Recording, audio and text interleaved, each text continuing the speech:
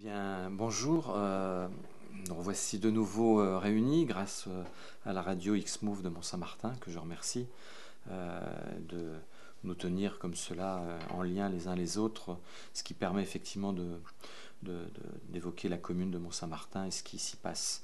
Donc le printemps est désormais là, même s'il fait frais, euh, le soleil est là et ça annonce des jours meilleurs. En tout cas, des jours meilleurs en termes de météo, des jours meilleurs dans un contexte électoral qui s'annonce. On verra ça dans quelques temps, mais j'y reviendrai en conclusion. Alors, Mont-Saint-Martin a voté son budget il y a quelques semaines, il y a 15 jours, 3 semaines.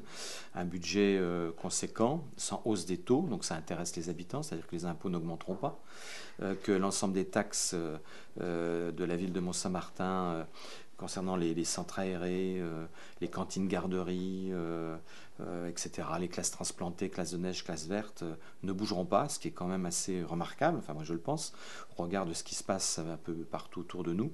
Et puis, alors que j'avais évoqué la possibilité, que je ne souhaitais pas, de toucher à l'enveloppe du monde associatif, eh bien, nous avons réussi le tour de force de maintenir les 700 000 euros, grosso modo, qui sont attribués au monde associatif à Mont-Saint-Martin.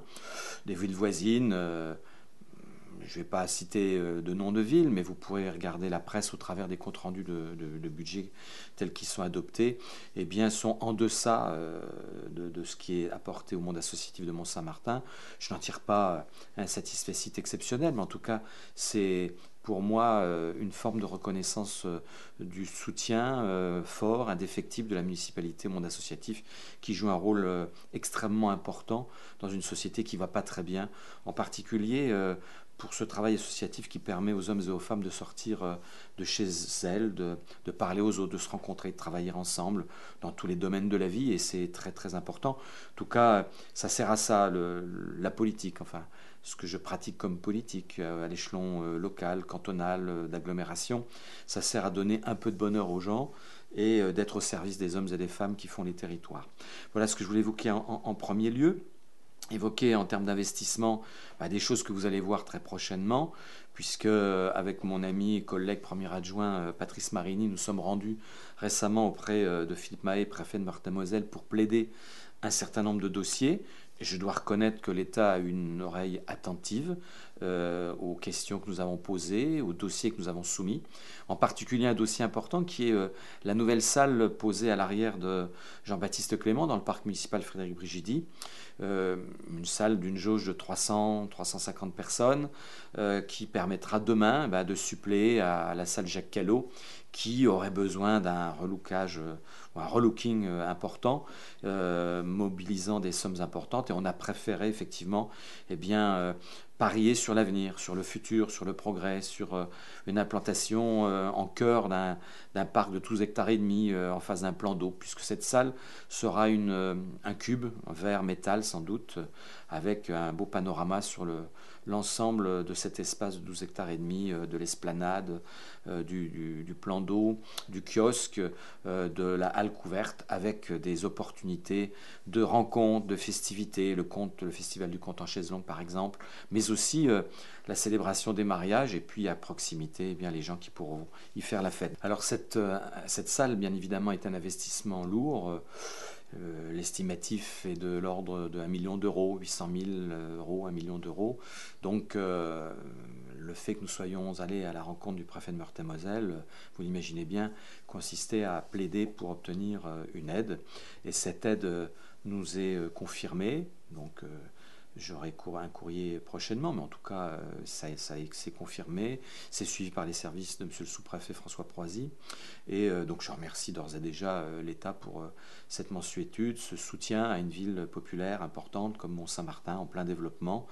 Et donc, les dotations que nous obtenons, je le dis à titre indicatif d'information, c'est important quand même, c'est de la DETR, c'est de la dotation politique de la ville, et puis du fonds de soutien à l'investissement local. Globalement, donc, on devrait avoir un pourcentage intéressant. Je ne peux pas le dire devant vous, je le dirai le moment venu lorsque nous aurons confirmation. Mais l'entretien avec monsieur le préfet à Nancy consistait aussi à évoquer, parce qu'il faut tout évoquer, il ne faut rien cacher. Et cette ville connaît de temps en temps des petits soucis liés à quelques individus marginaux qui font commerce d'un peu de poudre. Donc je dis les choses comme elles le sont. Et on a eu quelques événements malheureux. Le débat avec monsieur le préfet a permis d'évoquer des situations graves, hein, que l'on connaît de temps à autre, parce qu'il s'agit de rien cacher. Et je voulais évoquer les incendies qui ont émaillé les 3 premiers mois de l'année 2017, un contrôle technique, des appartements au plateau, plus récemment, mais aussi l'agence locative Batigère située place de Lille, avec à proximité des regroupements que chacun connaît. Et donc la demande que j'ai formulée auprès de monsieur le préfet de Meurthe-et-Moselle, c'est que nous puissions disposer, comme un certain nombre de communes en France, d'un groupe local de traitement de la délinquance, que l'on appelle un GLTD, qui est présidé directement par monsieur le procureur de la République et qui peut agir dans l'instantanéité pour prendre des mesures efficientes, efficaces, et de manière à ce que le vivre ensemble puisse exister réellement sur un territoire comme le nôtre, parce que nous sommes en République et il n'y est pas question qu'il y ait des zones de non-droit. Donc moi je veux bien tout entendre, mais nous sommes égaux en droit et en devoir, en se respectant les uns les autres. C'est le socle de base pour que la démocratie et la République puissent fonctionner dans un pays libre, hein, partout d'ailleurs c'est ainsi. Donc voilà un peu résumé les discussions avec monsieur le préfet de Meurthe-et-Moselle. On a évoqué avec lui enfin une situation qui me préoccupe et qui doit tous nous préoccuper. C'est cette situation qui nous est imposée à la fin d'une grande opération de rénovation urbaine sur la ville. Je rappelle que nous sommes la 2e opération en rue rénovation urbaine dans le département après le Grand Nancy, et qu'en cette fin de procédure, on appelle ça un avenant de sortie, il nous reste 3 ans je crois, pour peaufiner quelques détails encore, eh bien nous sommes confrontés à une difficulté que nous ne souhaitions pas, à savoir la fermeture de Lidl il y a 1 an, et puis également celle de Ibrahim. Et là, avec l'ancien site du centre commercial des Bleuets, le vieux centre commercial des Bleuets, qui lui sera démoli, rasé totalement avant l'été 2017, et nous allons récupérer l'assiette foncière, ce qui est intéressant. Eh bien, quand on additionne Lidl, cette assiette foncière reconquise, et puis Ibrahim, on a là 3 hectares et demi, 4 hectares, 3 hectares de terre, de foncier, en plein cœur d'un quartier populaire, habité. Et il n'est pas question pour moi, maire de Mont-Saint-Martin, de laisser ça ainsi, évidemment. Donc nous sommes en discussion également avec l'État, avec monsieur le préfet, pour essayer d'obtenir des partenaires. Et un partenaire a été cité, j'espère que nous l'aurons à nos côtés, c'est l'établissement public foncier de Lorraine, qui gère un certain nombre de friches industrielles, mais qui peut également gérer ce type de problématiques, pour nous aider, nous accompagner, à négocier, y compris avec Lidl, avec Ibrahim, pour demain être propriétaire de tout ce secteur, et demain pouvoir l'aménager avec de l'habitat, avec une nouvelle agence locative Batigère qui accepte de reconstruire Batigère à proximité de l'hôtel de ville, une nouvelle maison médicale. On abandonnera non pas les locaux qui seront affectés à d'autres occupations, mais la maison médicale qui est dans des locaux provisoires pourra demain être dans un bâtiment pérenne, et puis une crèche, puisque la CAF veut bien nous accompagner sur cet outil nouveau à la population, un multi-accueil de 15 à 20 places, qui serait fort utile pour tous les jeunes couples, frontaliers ou pas, qui travaillent, qui ont des besoins de garde d'enfants, donc c'est quelque chose d'important. Et on pourrait conjuguer cette crèche, ce qui serait assez révolutionnaire dans le sens noble du terme, eh bien avec une maison personnes âgées accompagnées. On maillerait là l'intergénérationnel dans un même bâtiment avec un sas qui permet que les jeunes et les plus âgés eh bien, vivent ensemble. C'est quelque chose d'intéressant. Donc vous voyez là, on a un projet urbain à 2, 3, 4 ans. J'espère qu'on sera dans cette jauge-là, sur le plan du temps, pour faire en sorte de ne pas laisser un trou immense, béant, dans un quartier comme le Val-Saint-Martin et sur la ville de Mont-Saint-Martin. Donc ça, c'est un défi qui est face à nous.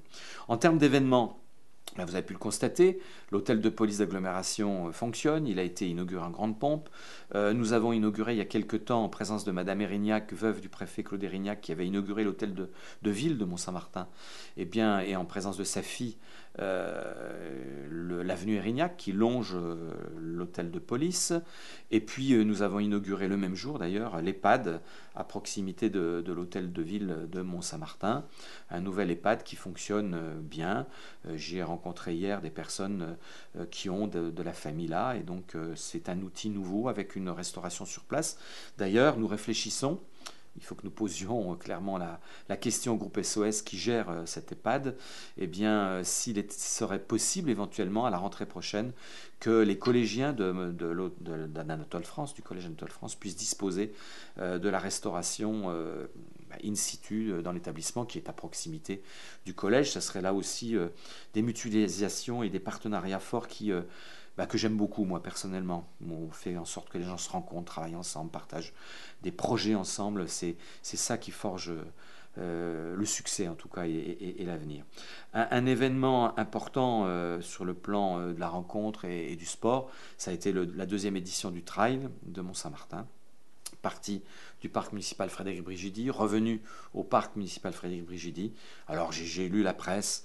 On dit que l'année dernière, nous étions à presque 500 participants. Cette année, 250 sportifs, voilà, qui ont dit qu'ils reviendraient, parce que cette épreuve figure maintenant dans le calendrier des trails, des trailers, avec un itinéraire qui a dû être modifié. Je ne m'étendrai pas sur le sujet, d'autres s'en sont chargés. Mais en tout cas, une grande réussite. Je remercie toutes celles et tous ceux qui ont permis cela. On aura l'occasion de les remercier dans le cadre d'une réception prochainement. Je pense en particulier aux propriétaires privés de terrains privés sur certaines communes qui nous ont permis de circuler, à la ville de Longwy, aux villes belges voisines, aux Banges et compagnie.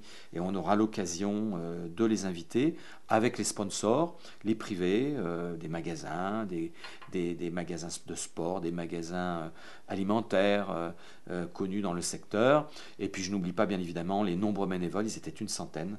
C'est extraordinaire, 100 bénévoles qui pendant des heures et des heures, de 6h du matin à 19h le soir, ont agi sur le territoire pour que lors d'une belle journée pratiquement estivale avec le soleil, eh bien, les hommes, les femmes et les enfants puissent vivre une journée de bonheur, de sport, de confrontation dans le respect mutuel. Donc on peut véritablement se féliciter de cette grande réussite qui sera renouvelée l'année prochaine, et puis citer les 100 bénévoles qui étaient là sur le pont toute la journée de 6h du matin à 19h. C'est quelque chose d'exceptionnel et je m'en félicite vraiment. En plus dans un parc merveilleux, magnifique, là je ne suis pas très objectif, mais si quand même. C'est un beau parc, le parc Frédéric Brigidi, 12 hectares et demi, aux frontières, grand, vaste, qui fait la jonction entre tous les quartiers, qui permet aux hommes et aux femmes de se rencontrer, de faire la fête. On aura l'occasion de la faire très prochainement, puisque les 30 juin, 1er juillet, 2 juillet, 3 jours, nous allons fêter les 40 ans de la municipalité de Mont-Saint-Martin, 27 ans sous la responsabilité de Frédéric Brigidi, 13 ans sous la mienne, puisque je m'inscris dans la filiation, bien sûr, de Frédéric Brigidi, des politiques de progrès menées sur le plan de la culture, du monde scolaire, de l'action sociale, de la solidarité, de la vie associative et sportive que je viens de citer, du développement urbain. C'est une ville qui, depuis 20 ans, 25 ans, particulièrement depuis une dizaine, quinzaine d'années, s'est profondément transformée, a créé de l'emploi, a créé de l'urbain, des services nouveaux. Enfin, vous le savez, celles et ceux qui ne le savent pas doivent aller voir un opticien, mais ils n'en ont pas besoin parce que ça se voit. Donc c'est ce que je voulais vous dire, et vous dire que lors de ces 3 jours, le 1er juillet, nous aurons l'occasion, vers 10h, 10h30, de baptiser le complexe sportif du Plateau, situé sur le quartier du Val-Saint-Martin, du beau nom de Daniel Fett. Voilà. Puisque le 14 décembre dernier, il a décidé de nous faire une mauvaise surprise, enfin une mauvaise blague. Et donc, il mérite cela, en accord avec sa famille, puisque le complexe global n'avait pas de nom. Nous donnerons le nom de Daniel Fett, qui était un grand sportif, un président d'association, fondateur de club, élu au sport, à la jeunesse. Je trouve que c'est juste que ce nom soit donné à ce complexe et que les jeunes générations sachent qui était Daniel Fett. C'était un homme comme il en existe peu, pas assez à mon goût. C'est-à-dire tous ces bénévoles, ils existent, mais vous voyez bien que le bénévolat est en souffrance.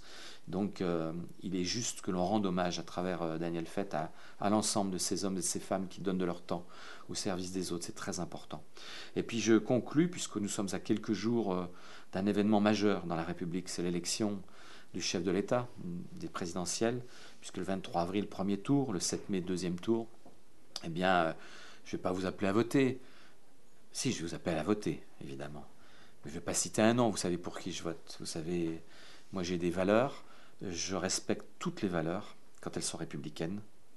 Alors parmi les 4 candidats majeurs qui ont une chance demain d'accéder au pouvoir suprême dans cette République, il y en a une, il y a 3 hommes et une femme.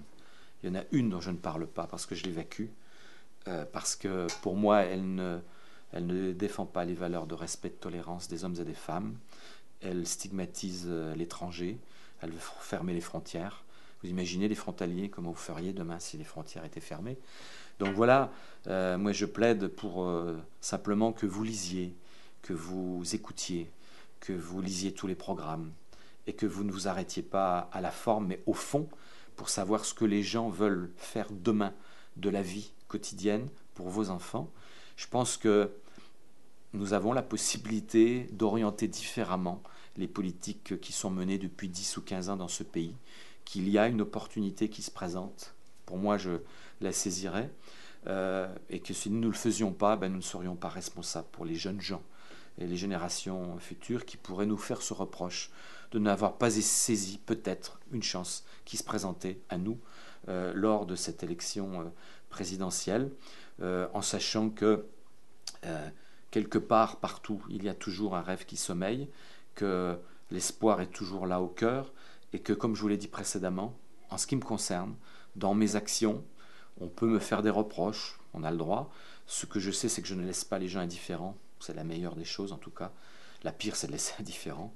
Donc moi, j'essaye d'agir au quotidien pour répondre, parfois dans l'instantanéité, à des besoins, à des problématiques de logement, de crise. J'ai évoqué des incivilités, j'y suis confronté, tout le monde n'y est pas, et tant mieux pour eux, mais à la solidarité, aux hommes et aux femmes qui dorment dans la rue, aux hommes et aux femmes qui ont faim, régie de quartier, épicerie sociale, les écoles, essayer de défendre l'éducation, parce que c'est elle qui permet aux hommes et aux femmes d'avoir l'esprit critique, de se faire sa propre opinion, de ne pas écouter toujours les médias. Vous savez qu'en France, vous avez 9 milliardaires qui possèdent la totalité des journaux de France, sauf Marianne, La Croix, Politis et l'Humanité. Donc quand vous savez cela, bon, ils sont sans doute une mansuétude, ils aiment sans doute les journaux, souvent les journaux sont d'ailleurs en grande difficulté, mais ça a un grand pouvoir quand vous possédez la presse, les médias, que vous pouvez effectivement informer comme vous le souhaitez ou désinformer. Donc l'éducation, l'école, dans les politiques que nous menons sur la ville, elles permettent cela, non pas d'inféoder les gens, mais de leur permettre effectivement d'avoir une once d'esprit critique pour faire en sorte de se forger soi-même sa propre opinion. Donc avant dimanche, lisez, écoutez, entendez, forgez-vous votre propre opinion et votez en votre âme et conscience, en sachant que ce vote-là, il déterminera fortement l'avenir du pays, de notre quotidien, des questions de travail, d'école, de services publics, de laïcité, de respect de l'étranger, de la solidarité, de la santé, de la poste, des transports publics. Toutes ces questions-là, elles sont au cœur des politiques qui seront menées. Il ne faut pas s'arrêter à celui qui est le plus beau, le plus jeune, le plus brillant, etc. Mais celui qui appelle à l'intelligence, à la réflexion, à l'éducation et au respect de l'autre, enfin moi ça me touche personnellement. Donc je voulais dire cela en fin d'entretien avec vous, non pas pour vous donner la leçon, non pas pour vous dire il faut ceci ou cela, mais c'est vraiment un moment important. Et puis les jeunes, réfléchissez, allez voter. Ne restez pas à la maison. Allez voter. On vote qu'une fois là. Après c'est trop tard. Ne passez pas à côté de cela. Voilà, à bientôt.